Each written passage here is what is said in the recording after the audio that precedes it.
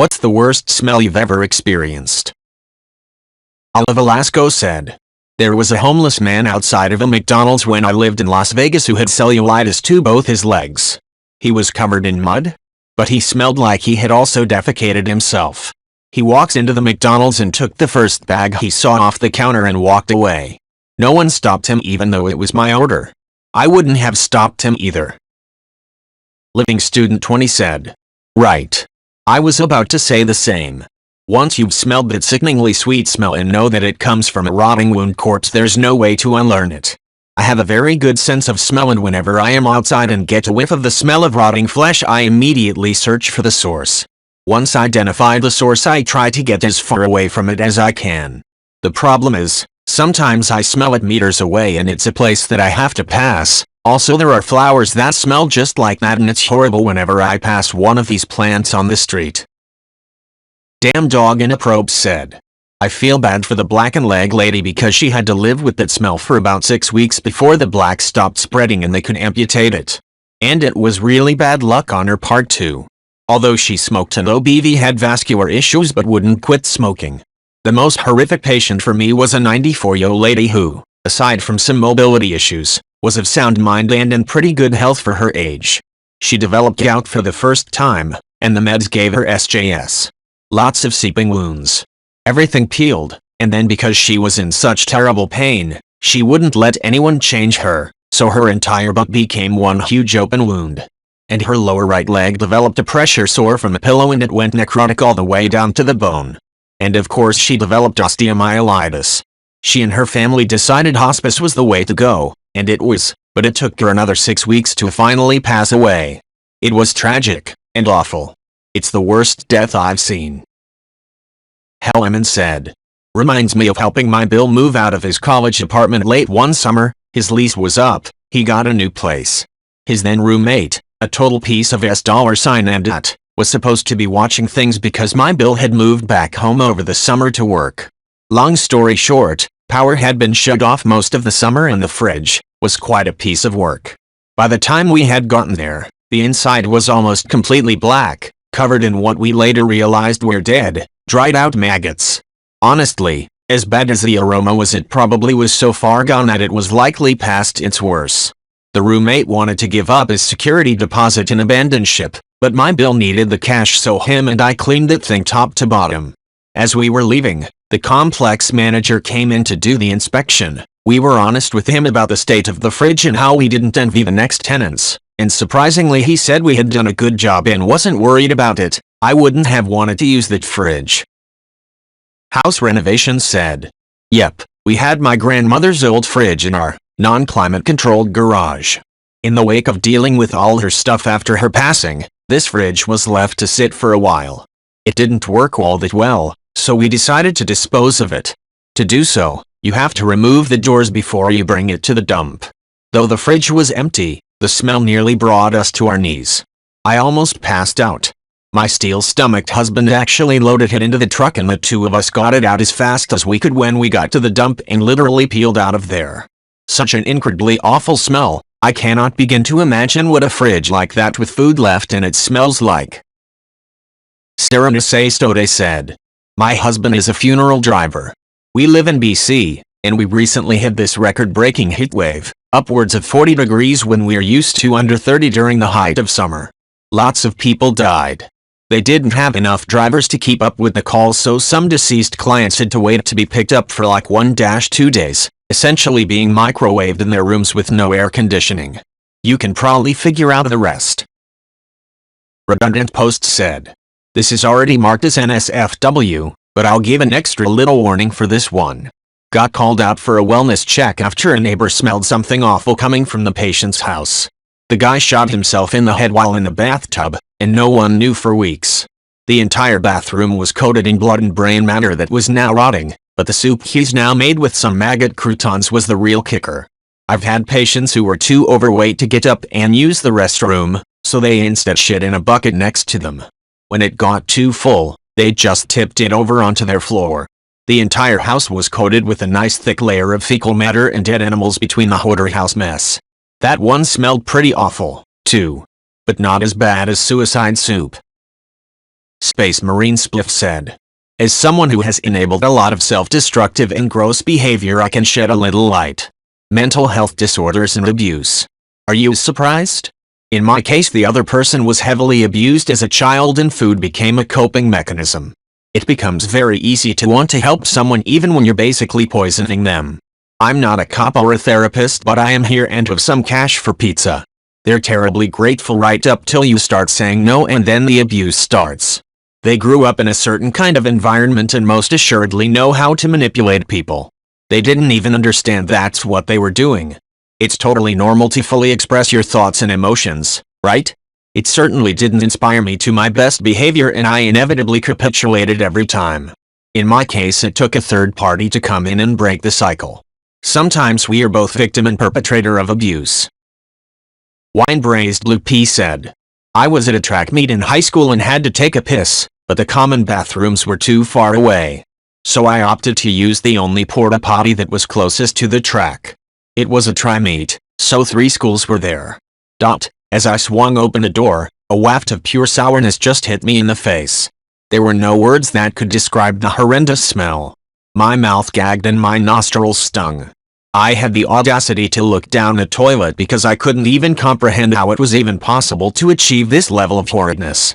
There literally was just a mound of brown and yellow shit diarrhea piled so high in there that I could imagine an unsuspecting person who sat down could have possibly scraped the top with their dung if it was long enough. Your butthole could have been scorched from the stench itself. Welp, I promptly closed it, went for a walk, and vowed never to use another porta potty again for as long as I live. Trouble27 said, my mother had fallen and landed on with her butt tip area on the corner of a nightstand. The result was a hematoma that was the size of a basketball. She's a large person. This hematoma was so large that she became anemic from it and had to be hospitalized. The swelling hardly subsided for weeks and weeks. She contacted her DR and they advised her that she had to manually relieve some pressure. She had it all set up with a blood bag and everything, being a former RN, and needed somebody to flip the switch, if you will. I was that unlucky soul. I haven't the words to describe that smell. Just absolutely putrid. A month or two's worth of stagnant blood. I can only say that I left the room teary-eyed and gagging. For weeks after, I would randomly get flashbacks of the smell and it would be like I was there again. Luckily that stopped. She's okay now too. Bizarro Benes said, I hate to tell you, bud, those weren't flashbacks. There was particulate matter in your mucous membranes. Editing to add, because I'm getting a lot of questions. Yes, all lingering smells are due to particulate matter, which comes in various sizes. Particulate matter is microscopic.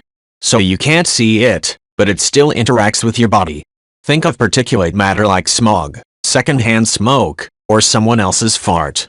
Some household gases have chemicals added to them specifically so your nose can pick it up and be alerted to danger. Edit 2. Commenter below is correct that some similar smells can revive negative olfactory experiences.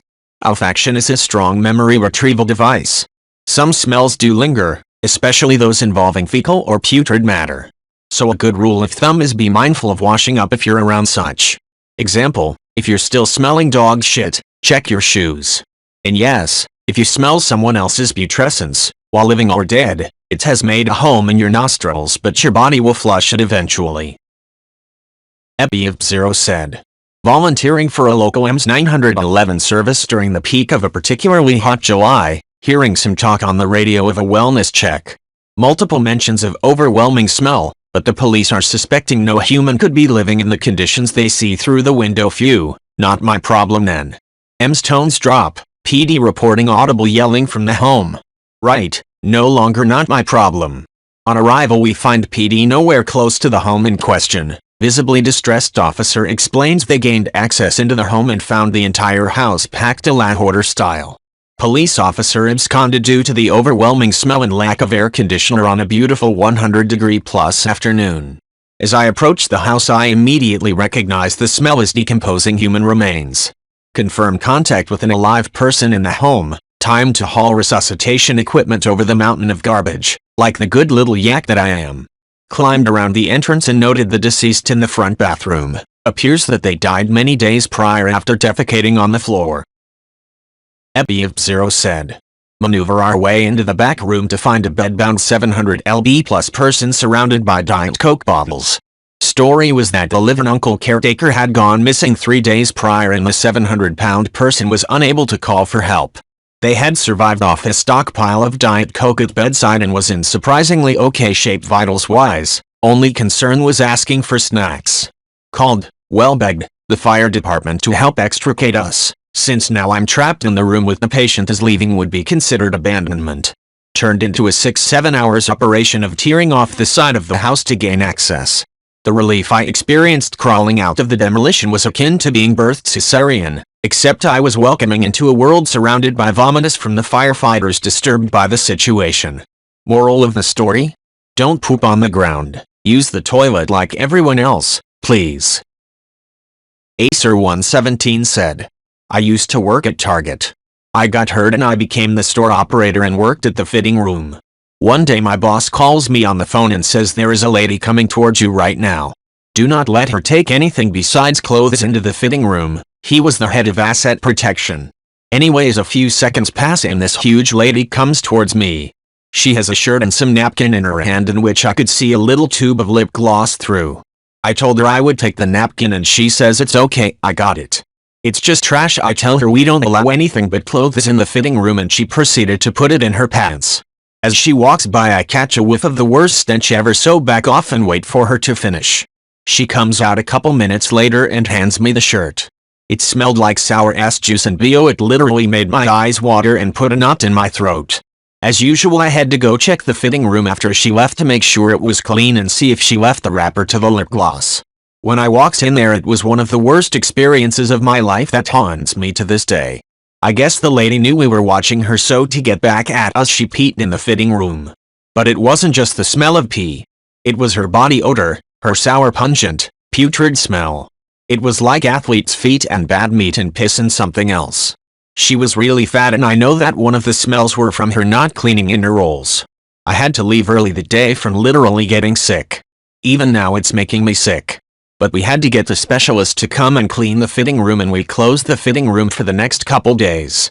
I don't even want to know where she put that lip gloss. Timzor said, once I was camping in a tent with my cousin, when a girlfriend called me. It was supposed to be a guy's night out, we were 17. I told him I'd only talk to her for a few minutes. We were both still laying on the air mattress, and what should have been 10 minutes became 40. My cousin grew impatient, and I don't blame him at all. So he decided to pull a prank on me. He set up his ass at my head, behind my back. Remember, we are both laying on the mattress.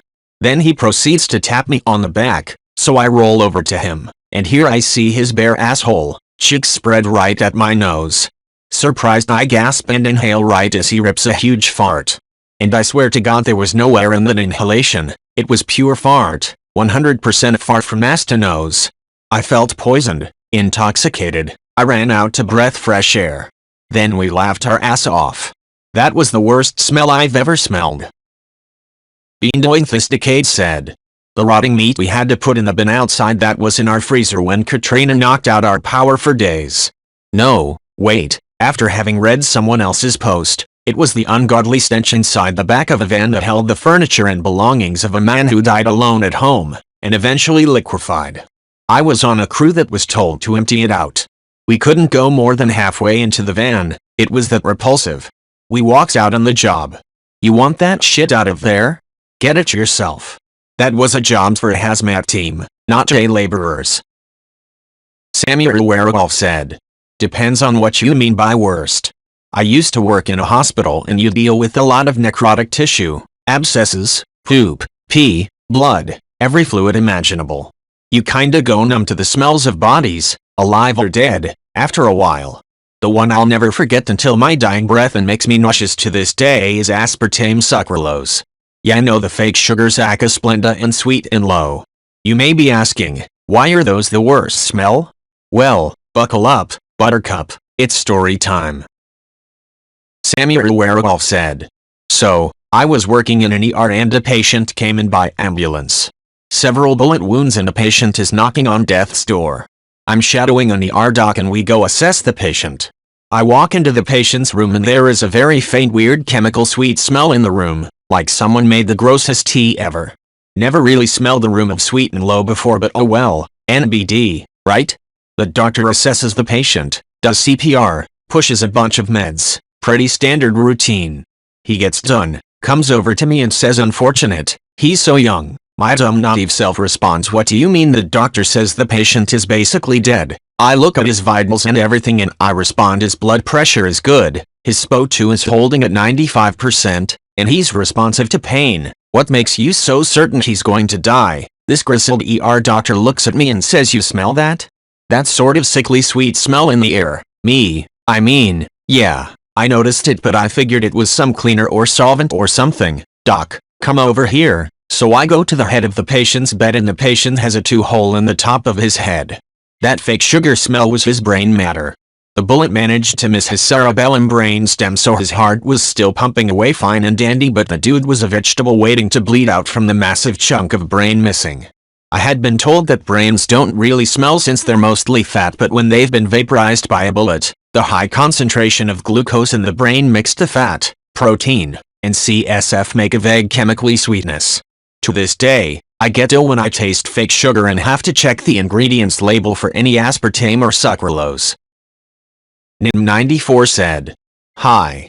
So I had been having this recurring issue of throwing up and being constipated or uncontrollable BMS for over 4 years. I was told at first it was IBS, but I couldn't believe that because I had tried every restrictive diet under the sun and nothing had changed with my symptoms. I even had a colonoscopy done and everything seemed fine, which makes sense now.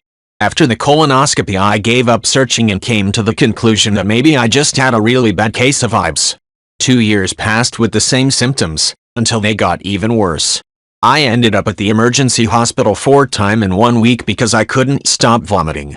The doctor at first gave me numbing and nausea meds to calm me down and sent me home.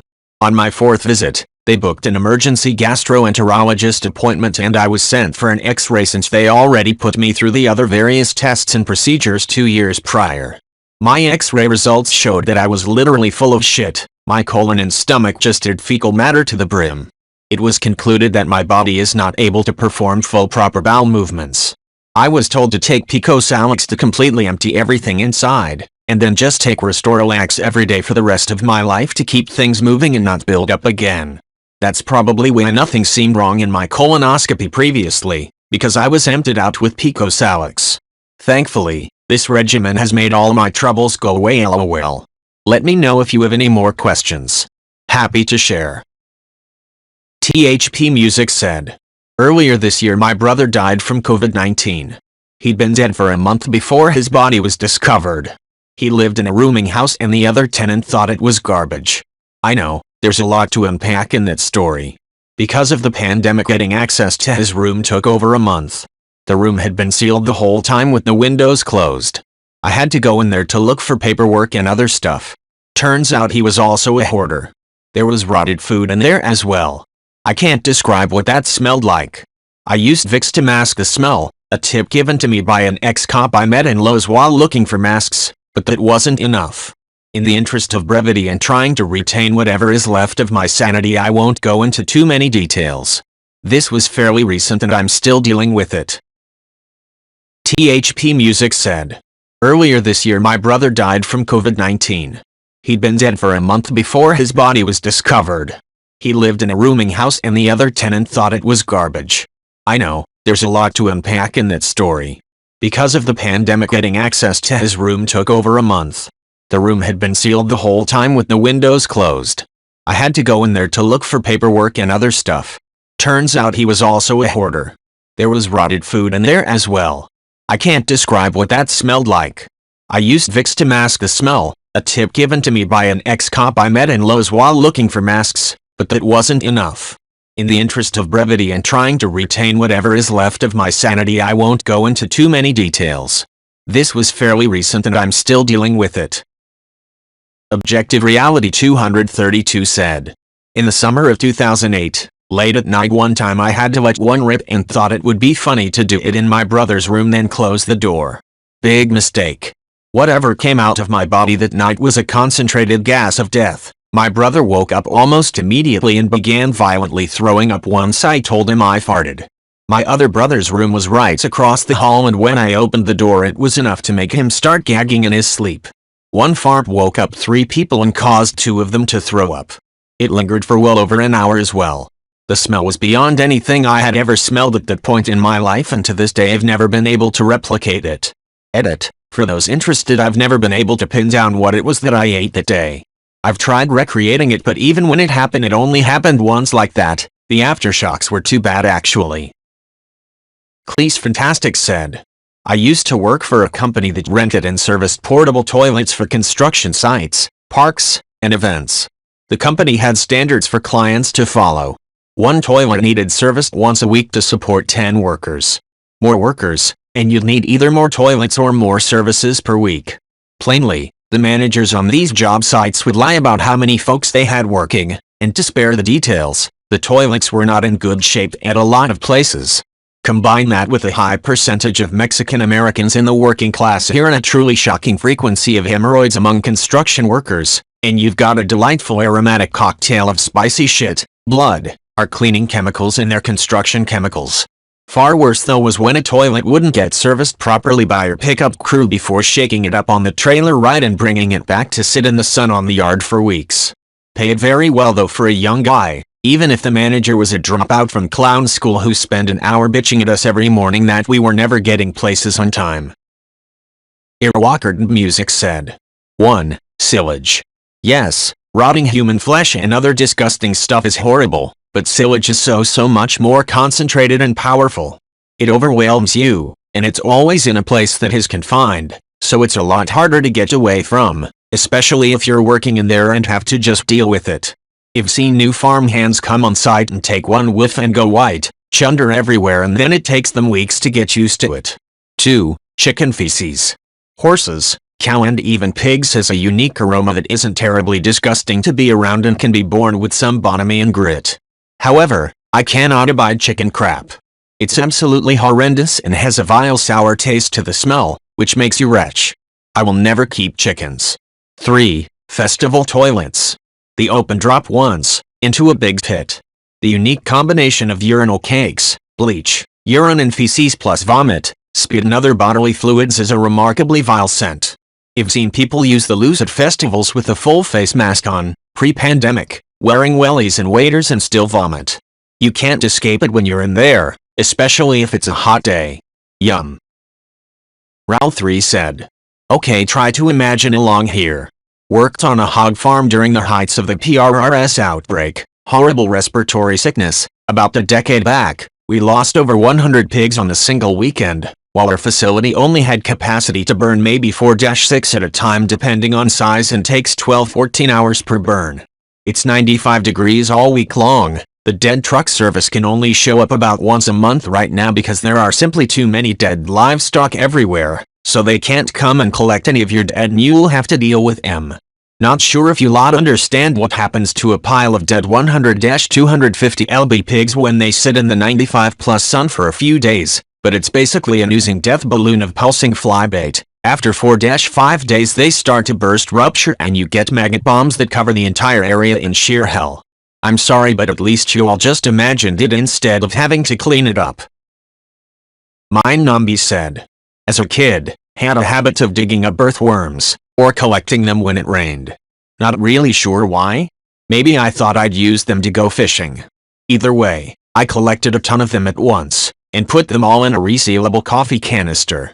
Then went on a 2-week-long vacation. Didn't remember what I'd been doing before leaving, and opened the can on the day we got back. I usually have quite a strong stomach, but let me tell you, the aroma of weak dead, marinated and fermented rotting earthworm, released all at once from a sealed container? Let's just say my patents were very concerned when they came outside to check on me and found me vomiting over and over into the grass. Work in Progress 2020 said.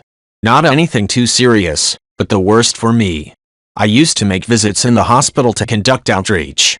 An elderly woman smelled of urine and feces. She just made a mess in her bed. Staff was notified. And she had necrosis of the foot.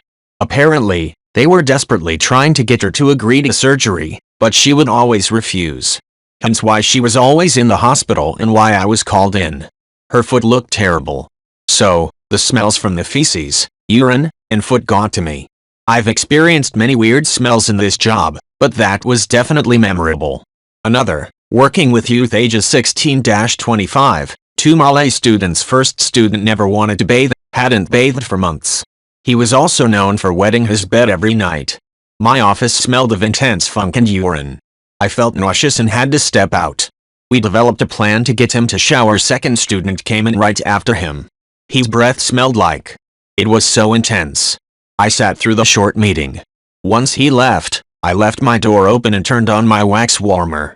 That evening we educated the teen boys about proper hygiene. So how to brush teeth, shower, how to use deodorant, how to wipe your butt after taking. Many of these boys just didn't know.